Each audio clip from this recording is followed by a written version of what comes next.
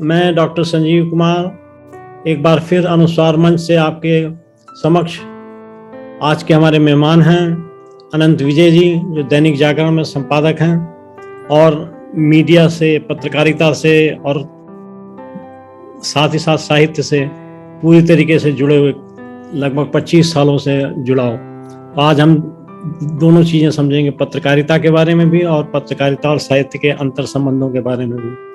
नमस्कार सर, स्वागत है आपका अनुस्वार मंच पर। बहुत धन्यवाद डॉक्टर संजीव कुमार जी, आपने मुझे आमंत्रित किया अनुस्वार के मंच पर। आपका हृदय से आभार प्रकट करता हूं।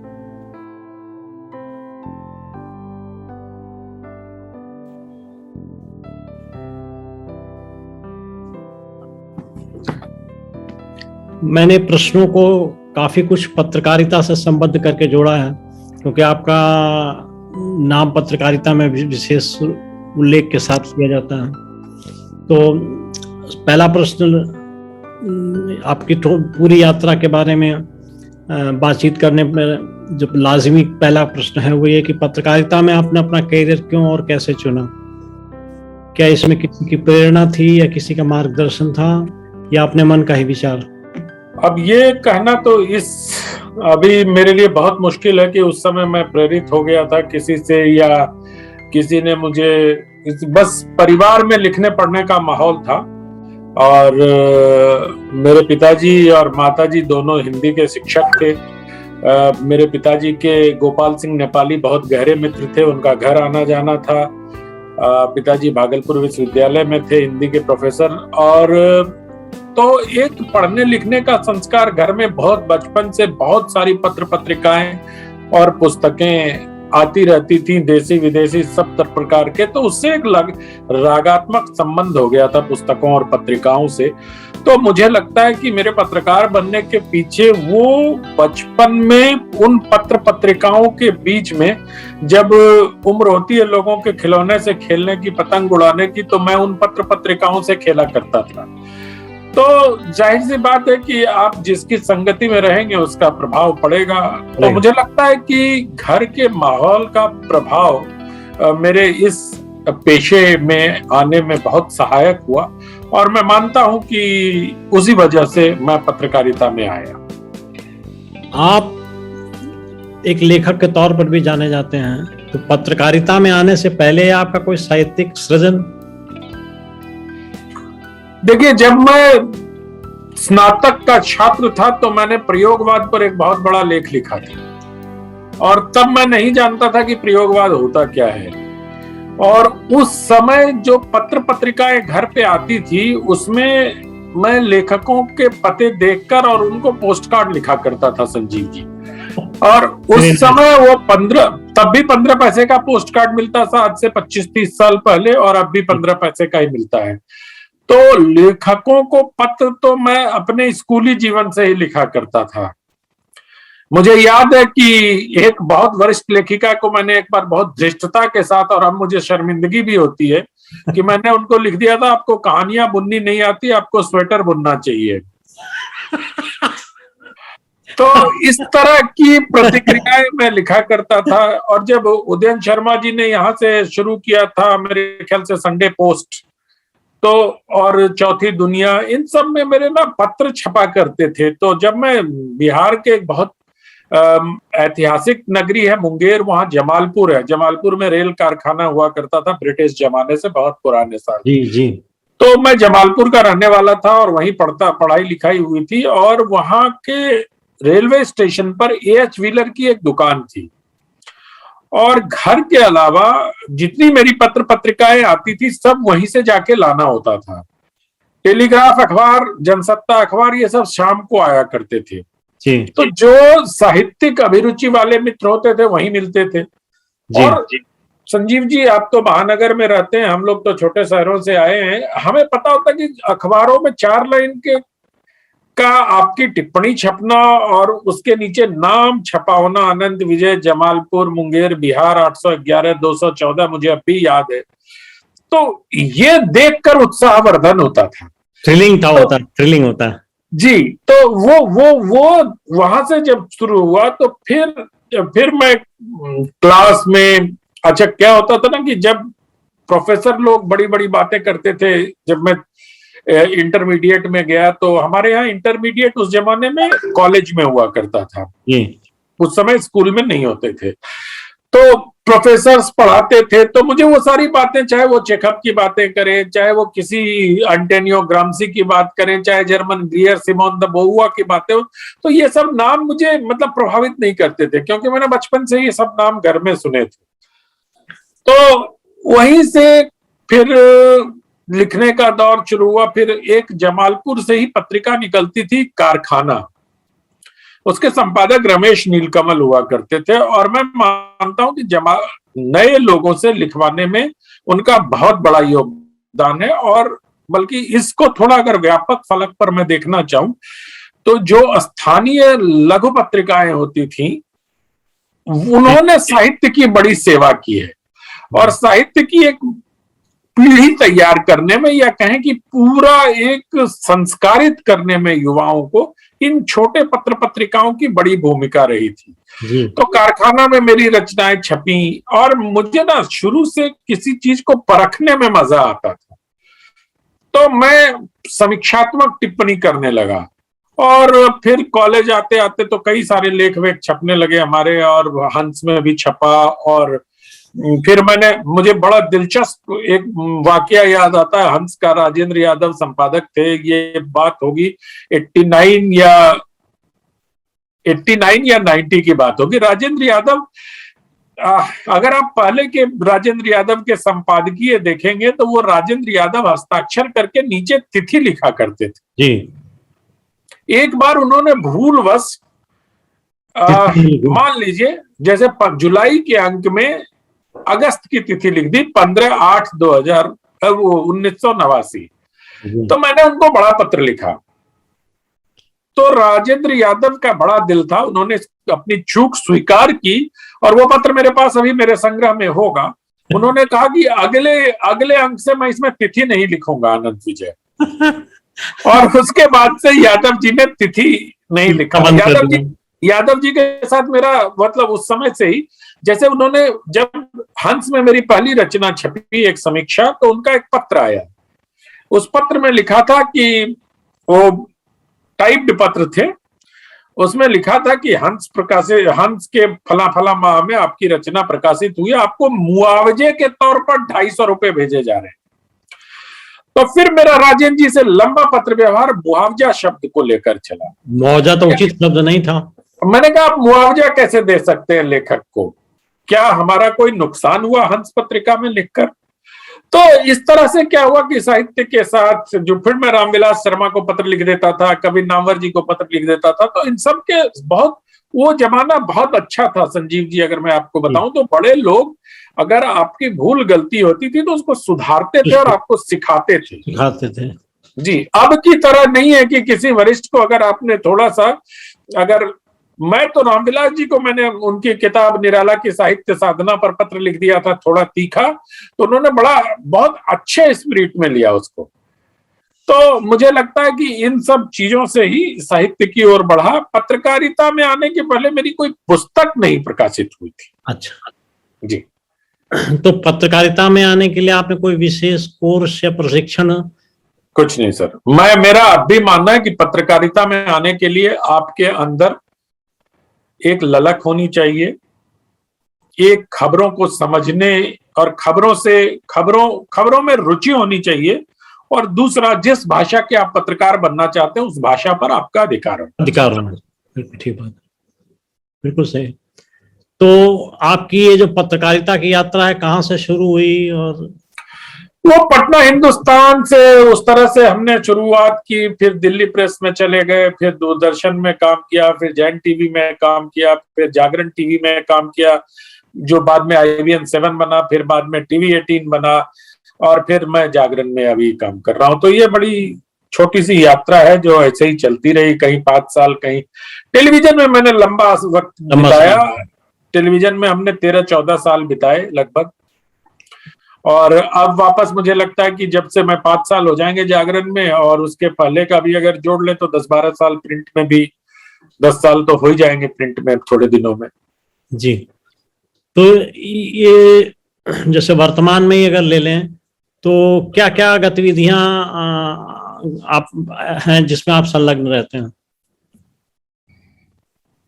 मैं व्यक्तिगत गतिविधियों के बारे में पूछ रहे हैं या?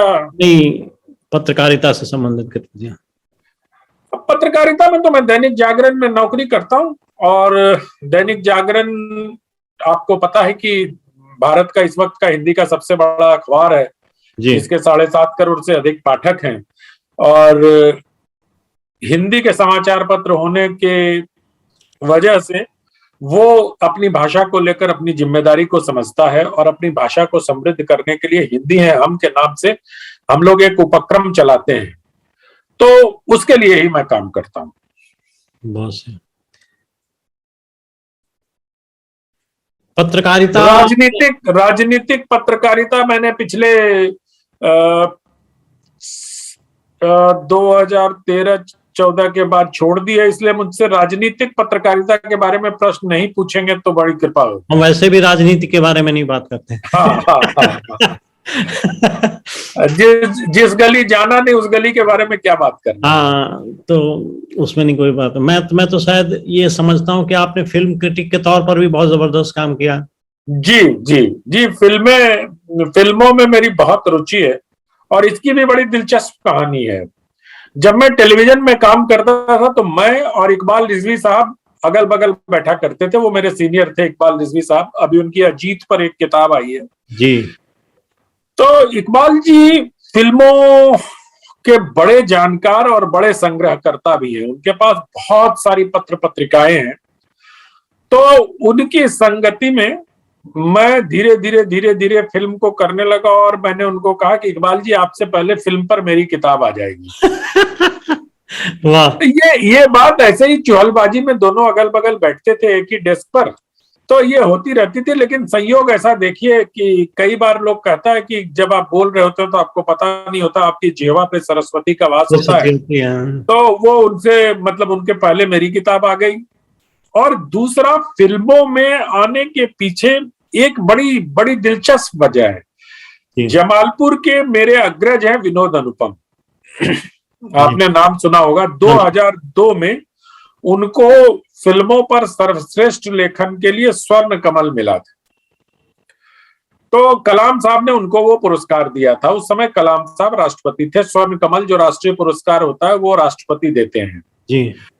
तो विनोद अनुपम जी पुरस्कार लेने आए थे, और हम उनसे एक ही शहर के होने के नाते, एक ही मोहल्ले में रहने के नाते मैं उनसे मिलने गया था। शंकर शरण जी के घर पर उनसे मुलाकात हुई। तो जब मैंने देखा तो 250 ग्राम के सोने का मेडल मिलता था उस समय। तो मैंने पूछा कि ये फिल्म पे लिखने की वजह से ही मिला है ना आपको? तो उन्होंने कहा हाँ। तो तभी से मेरी भी इच्छा हो गई थी कि मुझे भी ये मेडल लेना है। बहुत सही। और संजीव जी,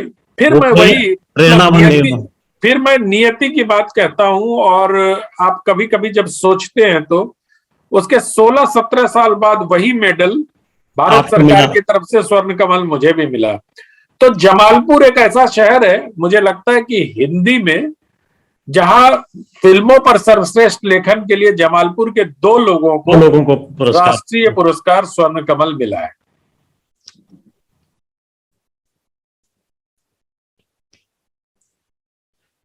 तो फिल्म क्रिटिक के तौर पर आपके विशेष अनुभव क्या रहे हैं? संजीव जी देखिए, फिल्म क्रिटिक के तौर पर मैं ना फिल्मों की हिस्ट्री, इतिहास में ज्यादा मेरी रुचि है ना। मैं फिल्मों को ऐतिहासिकता और सामाजिकता से जोड़कर देखता हूं और उस पर लिखता हूं। मैं फिल्मों की समीक्षा नहीं करता हूं कि संगीत पक्ष अच्छा था और इसकी फोटोग्राफी अच्छी थी, कहानी अच्छी थी और इसका संवाद अदायगी अच्छा था, अभिनय थोड़ा कमजोर था, लेकिन कुल मिलाकर अभिनेता और अभिनेत्री की केमिस्ट्री इतनी अच्छी थी कि फिल्म हिट हो गई और 3 स्टार देता हूं। मैं ये नहीं करता हूं और ये मुझे आता भी नहीं। हमने कहा समीक्षा का नाम नहीं, सिर्फ आलोचना और साहित्य आलोचना एक तरीके से कह सकते हैं। ये मुझे आता नहीं है। फिल्म पर भी जो मैं क्रिटिसिज्म करता हूं या फिल्म का क्रिटिक करता हूं तो वो साहित्य की क्रिटिक की तरह से करता हूं। उसकी क्या परंपरा रही है, उसकी क्या ऐतिहासिकता रही है, इस विषय पर कितनी फिल्में बनी, या उसका सामाजिक संदर्भ क्या है, या फिल्मों के सामाजिक प्रभाव पर मैंने लिखा है। और इसी में मुझे आनंद भी आता है। मैंने अभी अभी मैं दक्षिण भारत के फिल्मों के बारे में पढ़ना प्रारंभ किया है। मैंने केरल की फिल्मों के बारे में पढ़ रहा हूँ, बहुत आनंद आ रहा है। तमिलनाडु की फिल्मों के बारे में पढ़ रहा हूँ, बहुत आनंद आ रहा है। योजना है कि तेलुगु फिल्मों के बारे में भी जल्दी ही पढ़ूंगा। तो आप क्या प्लान कर रहे हैं इस अध्ययन के बाद? कोई दक्षिण भारत की फिल्मों पर कोई एक संग्रह या आलोचनात्मक ग्रंथ लिखने का इरादा है? अभी अभी कह नहीं सकता मैं पढ़ता इसलिए हूँ डॉक्टर साहब की मुझे दैनिक जागरण में हर सप्ताह एक स्तंभ लिखना पड़ता है, और ये मेरा स्तंभ जो है जागरण में पिछले 11 सालों से चल रहा है और निर्बाध चल रहा है। हर रविवार को दैनिक जागरण में मेरा स्तंभ प्रकाशित होता है। उसके लिए मुझे बहुत श्रम करना पड़ता है, बहुत सारे विषय ढूंढने पड़ते हैं, क्योंकि मैंने तय किया हुआ है कि उसमें मैं राजनीति पर नहीं लिखूंगा। उसमें मैं कला, संस्कृति और सिनेमा, यही 3 मेरे विषय हैं। तो मैंने अपने आप की सीमा खुद चौहद्दी तय कर दी है, और उसी चौहद्दी में विषय ढूंढना बड़ी चुनौती होती है। लिहाजा मैं अलग अलग तरह के विषयों को ढूंढता रहता हूँ। और मुझे लगता है कि अभी मैंने पिछले दिनों एक साउथ की जो रीमेक वाली फिल्में होती हैं उस पर लिखा था 20 दिन पहले, और मुझे प्रसन्नता है कि अब तमाम लोग साउथ की फिल्मों के बारे में लिखना शुरू हुए हैं। वाह! तो ये जो टिप्पणियां या स्तंभ आप लिखते हैं हर हफ्ते, तो इसका फिर आगे क्या आयोजन होता है इसमें? आगे कुछ नहीं होता, मैं लिखता हूँ। कोई संग्रह नहीं तैयार किया आपने? अब उसके लिए ना बहुत मेहनत करनी पड़ेगी, क्योंकि वो अखबार में लिखने पर आपको एक तात्कालिकता का भी ध्यान रखना पड़ता है जी, और उनको तात्कालिक विषयों से जोड़ना पड़ता है, जो संग्रह में वांछित नहीं होता है। मुझे ऐसा लगता है कि संग्रह में स्थानीय भाव की चीजें ही जानी चाहिए, ऐसा मेरा मानना है। नहीं तो मैं तो इतना लिख चुका हूं कि मेरी 10-12 किताबें तो ऐसे ही प्रकाशित हो जाएंगे। जिस लिहाज से लोग संग्रह अपने प्रकाशित करवा रहे हैं अपने अखबार में छपे लेखों का बिना मेहनत किए हुए, तो मुझे लगता है वो उचित नहीं है, वो पाठकों के साथ छल होगा, और मुझे उसके लिए उतना काम करना होगा। कभी अगर अवकाश मिलेगा तो प्रयास करूंगा। नहीं, हम चाहेंगे कि इस पर कुछ काम किया जाए, और यदि मेरी सहायता की जरूरत पड़े या मेरे इन्वॉल्वमेंट की जरूरत पड़े तो I will be happy to do that. आपका बहुत धन्यवाद। मैं विचार करूंगा, और अगर ऐसा कुछ बनता है तो आपसे संपर्क करूंगा। ठीक है। पत्रकारिता के क्षेत्र में फिल्मों के अलावा भी आपने किसी क्षेत्र में विशेष रूप से काम किया? राजनीति तो आपने नकार दी कि उसको आपने छुआ नहीं। नहीं, ऐसा नहीं है छुआ नहीं। मैंने टेलीविजन में रहते हुए खूब राजनीतिक पत्रकारिता की, खूब सारे प्रोग्राम बनाए, खूब सारे खेल पत्रकारिता के प्रोग्राम कार्यक्रम बनवाए टेलीविजन में। लेकिन अब क्या हो गया कि अब इतने सारे राजनीतिक विश्लेषक आ गए, और गूगल महाराज ने इतना सलाहियत दे दी सबको कि राजनीति पर लिखने के लिए गूगलाधिराज की शरण में चले जाइए और राजनीतिक विश्लेषक हो जाइए। तो क्या फायदा ऐसी चीजों का, अगर आपको परंपरा का ज्ञान, और इसमें कई बार बहुत सारे ब्लंडर्स हो जाते हैं जी। गूगल के आधार पर जो राजनीतिक पत्रकारिता होती है उसमें बहुत ब्लंडर हो जाते हैं। मुझे तो कभी कभी लगता है कि पत्रकारिता में अब जो नए संवाददाता लोग हैं या जो नए पीढ़ी आ रही है, वो अधिकांश समाचार पुलिस बीट से इकट्ठे करती हैं। ऐसा नहीं है, ऐसा नहीं है। क्राइम, देखिए, क्राइम को लोग पढ़ना और देखना बहुत चाहते हैं। क्राइम, सिनेमा, क्रिकेट, ये 3C होते हैं जो 3 चीजों को बहुत लोग पसंद करते हैं। तो आपको इन 3 चीजों की बहुलता मीडिया में दिखाई देगी, और उसके लिए हम रिपोर्टर को जिम्मेदार नहीं चढ़ा सकते हैं। हम लोग भी अपनी आदतों में उसको शुमार कर लेते हैं। मुझे याद है कि जब मैं टेलीविजन में था तो रिचर्ड गेर ने शिल्पा शेट्टी को ऐसे यूं झुका के किस कर लिया था, और अगर आपको याद हो तो वो दृश्य टेलीविजन पे 4-5 दिन तक अनवरत चलता रहा। हाँ, वायरल हो गया था। तो क्या होता है ना कि हम टीवी को या किसी भी माध्यम को की आलोचना करने के पहले हम स्वयं, क्योंकि हमारी भी तो आदत में शुमार है ना कि हम उन क्या पढ़ते हैं? उन चीजों को देखना चाहते हैं जो दूसरे के निजी प्रसंग होते हैं। होते हैं, सही बात। तो इसलिए कई सारी चीजें हैं, ताली दोनों हाथ से बजती है। ये पत्रकारिता के साथ साहित्य सृजन का या विशिष्ट लेखन का कैसा अनुभव आपका रहा, और कैसे आप दोनों को संभाल लेते हैं? देखिए, साहित्य मेरा, पत्रकारिता मेरी नौकरी है, साहित्य मेरा प्रेम है। और क्या है कि घंटे तो 24 ही होते हैं डॉक्टर साहब दिन भर में। जी सर। मैं आपको अपनी दिनचर्या बताऊं, मैं सुबह 5 बजे उठ जाता हूं, रात को 10 बजे सो जाता हूं। और कल मैंने कहीं पढ़ा है कि गांधी जी सुबह 3:40 पे उठ जाते थे और रात 9 बजे सो जाते थे। तो बड़ी अच्छी व्यवस्था थी गांधी जी की। तो अगर 3:40 पे मैं उठ सकूंगा, और गांधी जी फिर 9:30 बजे सोते थे और 10 बजे उठ भी जाते थे, इतना इतना अनुशासन उनकी के जीवन में था। तो मुझे लगता है कि आप साहित्य लेखन अगर करना चाहते हैं तो आपको अनुशासित होना चाहिए।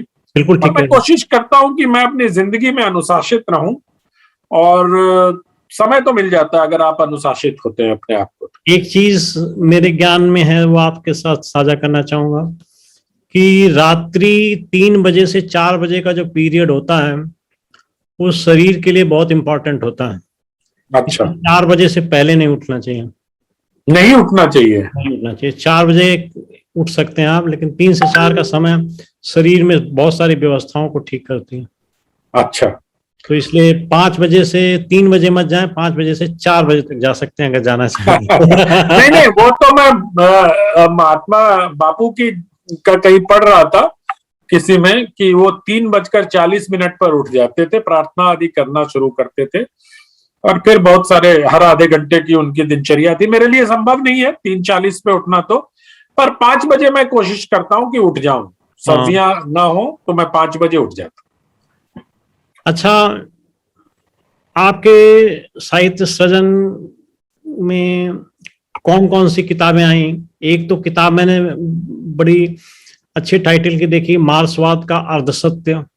जी। ये अर्धसत्य का क्या तात्पर्य है? आपने क्या क्या डिड्यूस किया इसमें? मार्क्सवाद का अर्धसत्य दरअसल मार्क्सवादियों का अर्धसत्य है। जिस छद्म नैतिकता को लेकर मार्क्सवादी चलते हैं, और जो नैतिकता की मीनार पर खड़े होकर जिस तरह से नारे लगाते हैं, वो दरअसल खोखले हैं।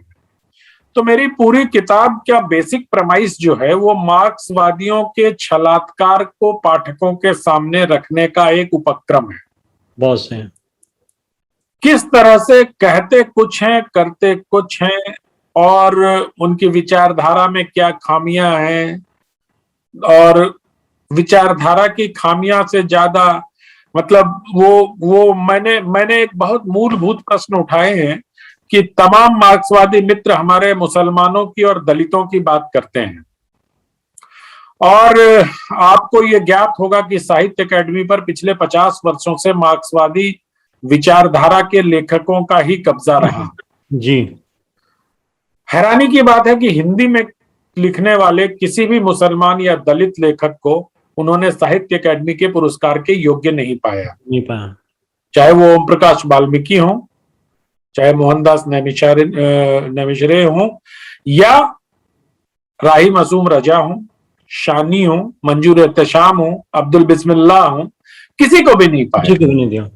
तो ये जो एक रेखा दिखाई देती है ना छल की, और एक तरफ एक व्यक्ति हिंदी का संयोजक होता है और अब चुन चुन के अपने सारे कवि मित्रों को जो वामपंथी हैं उनको पुरस्कृत कर देता है साहित्य अकादमी से। तो ये पूरा विषय दरअसल मार्क्सवाद के नाम पर व्यक्तिवाद को बढ़ावा देने वाली विचारधारा के अनुयायियों को ध्यान में रखकर ये पुस्तक लिखी गई है। और 2013 से लेके 2018 तक 5 सालों के कालखंड में की सारी घटनाओं को उठाते हुए इनके पाखंड को बेनकाब करने की कोशिश की।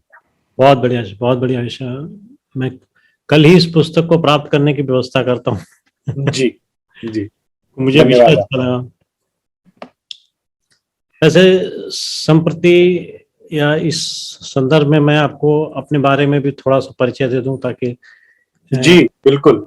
मैं कानपुर का रहने वाला हूँ, born and brought up in Kanpur, और मेरी पढ़ाई PhD तक की पढ़ाई कानपुर में हुई जी। उसके बाद मैंने कास्ट एंड मैनेजमेंट अकाउंटेंसी का कोर्स किया, कंपनी सेक्रेटरीशिप का कोर्स किया, IIT कानपुर से कोवाल प्रोग्रामिंग किया, और फिर MIT बोस्टन से MBA किया। अरे वाह। तो ये हमारी शैक्षिक अचीवमेंट या डेस्टिनेशंस रहे। जी जी। लेकिन फाइनली मैं लीगल एरिया में आ गया, लीगल क्षेत्र में आ गया, और अच्छा। शिशिर बजाज ग्रुप में मैं एग्जीक्यूटिव डायरेक्टर रहा 15 साल। जी जी। फिर मैंने सोचा कि लिखने का समय नहीं है, साहित्य पढ़ने का समय नहीं है, कुछ तो अपने लिए निकाला जाए। तो मैंने 56 वर्ष की उम्र में रिटायरमेंट ले लिया। अरे वाह। उसके बाद से मैंने पहले तो अपने साहित्य को के सारा संकलन किया और संभाला, और लॉ पर किताब में लिखता रहा। तो 36 किताबें मेरी लॉ में हैं। अरे वाह, बहुत बढ़िया। और उसके बाद में साहित्य में भी जुट करके तकरीबन 75 किताबें मेरी, ज्यादातर कविताएं हैं जी, वो प्रकाशित हो चुके हैं। बहुत बढ़िया। तो लॉ और लिटरेचर के सहयोग के साथ में हम as advocate in supreme court of India मैं कर रहा हूँ। बहुत डेडली कॉम्बिनेशन है, लॉ और अकाउंटेंसी और साहित्य। और ये कानेपुर का आदमी कर सकता है, कानेपुर का कर सकता है। तो मैंने एक प्रकाशन संस्थान भी सेटअप किया, इंडिया नेट बुक्स के नाम से, जिसमें हम तकरीबन पिछले 3.5 सालों में 500 किताबें पब्लिश कर चुके हैं, और काफी वरिष्ठों की साहित्यिक रचनाएं भी पब्लिश करी हैं, और कनिष्ठों या नवोदितों की भी करी हैं। यहाँ तक कि हम कक्षा उम्र के हिसाब से देखा जाए तो हमारा सबसे छोटा लेखक 6 साल का है, और सबसे बड़ा लेखक 99 वर्ष में, रामदरस मिश्र। अरे वाह, अरे वाह, बहुत बढ़िया, बहुत आनंद। तो इन सब लोगों के साथ में हमारा काम करना हुआ। फिर हमने एक अनुस्वार नाम से पत्रिका भी प्रकाशित की। जी, पत्रिका देखी है मैंने, अभी उसका ताजा अंक भी मेरे पास है। जी जी, अच्छा निकाल रहे हैं आप। तो अनुस्वार पे काम ये कर रहे हैं। फिर हमने अनुस्वार मंच के नाम से इस प्रकार के गतिविधियों में भी प्रवेश किया, जैसे आपके साथ साक्षात्कार कर रहे हैं, फिर कविता पाठ है, या और विभिन्न प्रकार के प्रोग्राम। तो ये हमारा जो है ना ग्रुप है, और हमारी इंडिया नेट बुक्स न केवल इंडिया में है बल्कि अमेरिका में भी है, इंडिया नेट बुक्स LLC के नाम से, जिसमें हम इंडिया के बाहर के जो साहित्यिक ग्रंथ होते हैं वो हम पब्लिश करते हैं, क्योंकि इंडिया से ले जाना बड़ा कॉस्टली पड़ता है। बिल्कुल, इस तरीके से हमने ग्लोबल प्रेजेंस बनाई हुई है। बहुत अच्छी बात है, बहुत अच्छा लगा आपके बारे में जानकर। और बस साहित्य के साथ ही जुड़े हुए। अब आपसे वापस चलते हैं, पत्रकारिता और साहित्य में क्या अंतर संबंध आपको लगता है? देखिए, ये कहा भी जाता है ना कि पत्रकारीय लेखन जो है वो तात्कालिक तौर पर लिखा गया साहित्य है। जी। तो और आप देखें तो हमारी तो बड़ी लंबी परंपरा रही है कि जो साहित्यकार रहे हैं वही पत्रकार भी रहे। जी, इसमें कोई दो राय है ना, बहुत लंबी परंपरा रही है, बल्कि अभी भी बहुत सारे ऐसे लोग हैं। अभी भी बहुत सारे ऐसे लोग, है ना, विद्यानिवास जी को देख लीजिए, विष्णु खरे जी को देख लीजिए, वो अलग अलग विचारधारा के लोग अलग अलग समय पर पत्रकारिता में रहे हैं। जी सर। और रघुवीर सहाय जी निर्माण में रहे, बहुत सारे लोग रहे हैं। अज्ञेय जी ने पत्रकारिता की, और मतलब ये आज अपने माखनलाल चतुर्वेदी जी को देख लीजिए। तो ये बड़ी लंबी परंपरा रही है। और मुझे लगता है कि जो वाक्य मैंने कहा कि तात्कालिक तौर पर लिखा गया साहित्य ही पत्रकारिता है, वो अपने आप में आपके प्रश्न को व्याख्यायित कर देने के लिए काफी है। जी ठीक है, द्विवेदी युग से यही चला आ रहा है। बिल्कुल आपने जी, कहा बिल्कुल। महावीर प्रसाद द्विवेदी जी ने अपनी हड्डियां गला दी सरस्वती के लिए, सरस्वती के लिए, बिल्कुल। है ना। बेटी बद्री विशाल पित्ती जी हो गए उधर विशाल भारत को लेकर। तो ये सारी चीजें अगर आप देखें तो मतलब बहुत लंबी परंपरा पत्रकारिता और साहित्य की, मतलब एक दूसरे से गुथे हुए हैं एक तरीके से, जिसको आप अन्योनाश्रय संबंध कहा जाता था, एक शब्द था, वो है। और दोनों मतलब एक ही चीज है मुझे लगता है। अगर आपकी साहित्यिक अभिरुचि होगी, हालांकि मैं बड़ा दिलचस्प बात बताऊं डॉक्टर साहब, जब मैं टेलीविजन में काम करता था तो मुझे एक जगह सिर्फ इसलिए नौकरी नहीं मिली कि मेरा नाम अनंत विजय है, और नाम से जो संपादक थे उनको लगा कि मैं कुछ कवि टाइप हूं, तो उन्होंने कहा यार ये कवि टाइप लगता है, इसको रखो मत, इसको अभी मत रखो। तो जो नाम गीता में उल्लिखित हो वो कवि हो गया। और तो ये मतलब अपने मैं लाइटर साइड ये बातें कह रहा हूं, लेकिन कई बार ऐसी चीजें होती हैं। आपको मालूम है ना, मेरा नाम अनंत विजय जो है वो युधिष्ठिर के शंख का नाम था। जी जी, अनंत विजयम च राजा कुंती पुत्रे युधिष्ठिर। जी। अच्छा, पत्रकारिता में कभी कोई ऐसी दुविधा या विडंबना या ऐसी कोई परेशानी का सामना किया जिसका उपचार थोड़ा कठिन रहा हो? नहीं, कई सारी चीजों, कई सबसे कठिन होता है डॉक्टर साहब पत्रकारिता में। मैं अपने टेलीविजन के अनुभव को बताता हूं मैं, कि अपने मैनेजिंग एडिटर और एडिटर इन चीफ के बीच में जब तनातनी हो जाती थी किसी खबर को लेकर, और फ्लोर इंचार्ज होने की वजह से एक फोन पर मेरा एडिटर इन चीफ होता था और दूसरे फोन पर मेरा मैनेजिंग एडिटर होता था, और एक कहता था कि खबर गिरा दो, दूसरा कहता था खबर चला दो। तो एक कहता था कि मैं मैनेजिंग एडिटर हूं, मैं तुम्हारा बॉस हूं, दूसरा कहता था मैं एडिटर इन चीफ हूं, मैं तो पूरे चैनल का बॉस हूं, तुम्हें मेरी सुननी पड़ेगी। तो बड़े टैक्टफुली दोनों को शांत करना, फिर दोनों की बात मानना, फिर दोनों में किसी एक को पटाना कि अरे सर मान जाओ, आप ऐसे, आप तो बड़े हो और आप तो ये हो। लेकिन हाँ ठीक है, हमारे सारे जितने भी संपादक मिले सब बहुत समझदार, बहुत काबिल और बहुत ही अंडरस्टैंडिंग, जिसको कहते हैं ना, दूसरे को स्पेस देने वाले रहे। एक दो अपवाद हैं तो वो तो हर जगह होता है, हर किसी को मुकम्मल जहां नहीं मिलता, एक्सेप्शंस हर जगह रहते हैं। कोई ऐसी अविस्मरणीय घटना जो आप साझा कर सकते हो? अविस्मरणीय घटना तो नहीं कह सकता हूं, पर उसको एक ऐसी घटना है जब मुंबई पर अटैक हुआ था। अच्छा। जब मुंबई पर 9/11 कह रहा हूं, जब 26/11 हुआ मुंबई का, तो मैं उस समय न्यूज रूम में, फ्लोर पर न्यूज रूम का इंचार्ज था।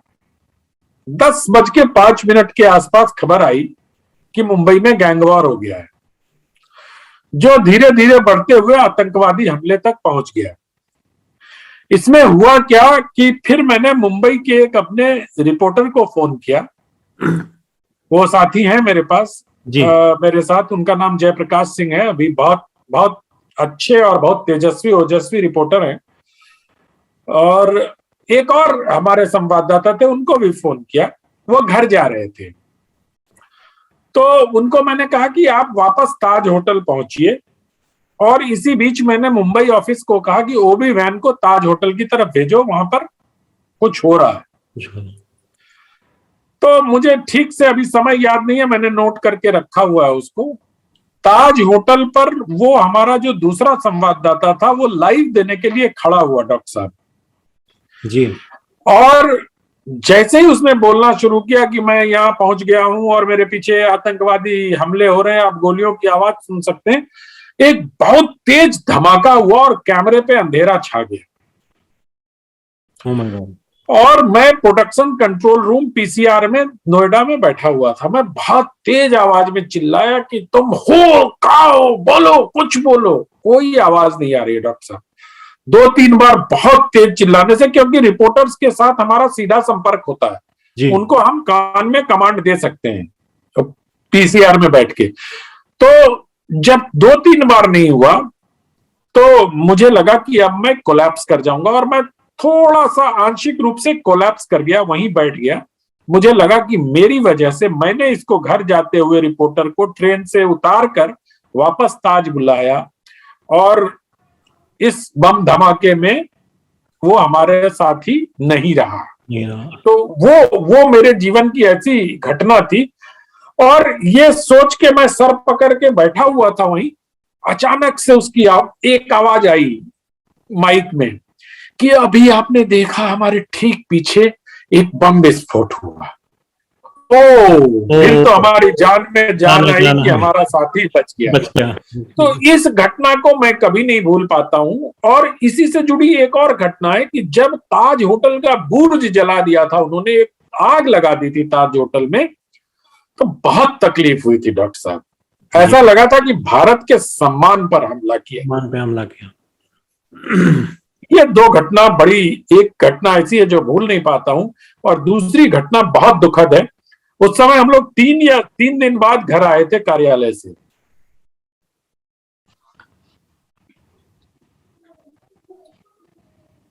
अपनी हिंदी की जो पत्रकारिता है उसको अंग्रेजी की पत्रकारिता से कमतर आंका जाता है कभी कभी अंतरराष्ट्रीय पटल पर। अब आंकने वालों को क्या कहेंगे हम? अंग्रेजी के 4 बड़े पत्रकारों की तुलना हिंदी के बहुसंख्यक पत्रकारों से कर देते हैं जी। अगर मैं इस बात पर गर्वोक्ति नहीं करता हूं, लेकिन मैं ये कहता हूं कि बराबरी वालों में मुकाबला होना चाहिए। बिल्कुल ठीक है। अंग्रेजी के अगर शीर्षस्थ पत्रकार को ले रहे हैं तो हिंदी के भी शीर्षस्थ पत्रकार को ले। आप अंग्रेजी के शीर्षस्थ पत्रकार की तुलना एक जूनियर रिपोर्टर से करते हैं, ये अनुचित है। और जो लोग ऐसा करते हैं दरअसल वो औपनिवेशिक मानसिकता से ग्रस्त लोग हैं। उनको हमेशा से ये लगता है कि हिंदी मतलब कमतर, हिंदी में लिखी गई किताब मतलब, उनको एहसास कमतरी जिसको कहते हैं ना, वो होता है। वो उचित नहीं है। और मुझे नहीं लगता कि हिंदी का कोई भी पत्रकार अंग्रेजी के अपने समानांतर पत्रकार से कमजोर है। मुझे तो कभी कभी लगता है कि इंफीरियरिटी कॉम्प्लेक्स तो नहीं है।